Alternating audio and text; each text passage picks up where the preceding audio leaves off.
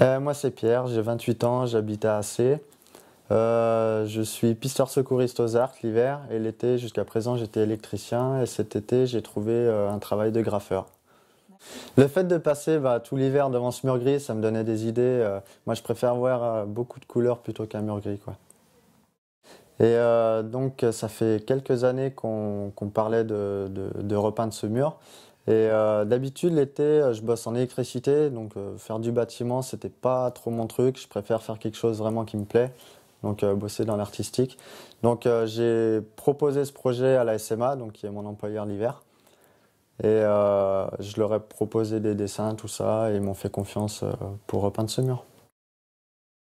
Il a fallu que je fasse ressortir les différents sites des Arcs, avec les diverses disciplines qu'on peut y trouver.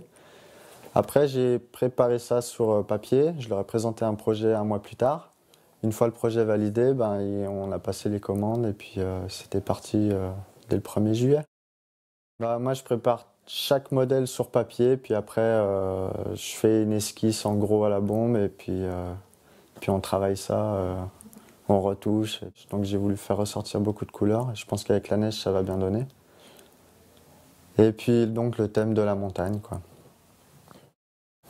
Les sports, donc j'ai le speed flying, qui est une des disciplines phares des Arcs. Il y a pour le côté freeride un surfeur et un freestyler pour le côté ski. Je pense qu'à la base, il faut quand même savoir dessiner, il faut avoir le coup de crayon. Et après, la bombe, c'est assez technique quand même, donc il faut travailler pour que ça vienne, quoi. Moi, j'ai mis pas mal de temps. Donc pour cette fresque, il m'a fallu à peu près 120 bombes. C'est vrai que le mur est assez grand, il fait 120 mètres carrés. Donc là, je passais de petites surfaces chez des particuliers à vraiment un grand mur.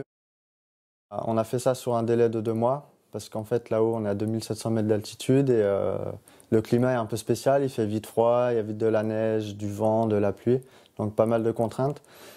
Donc en gros un mur comme ça, dans une ville, on peut le faire en 3 semaines, mais là-haut on a voulu étaler ça en dépendant des conditions météorologiques.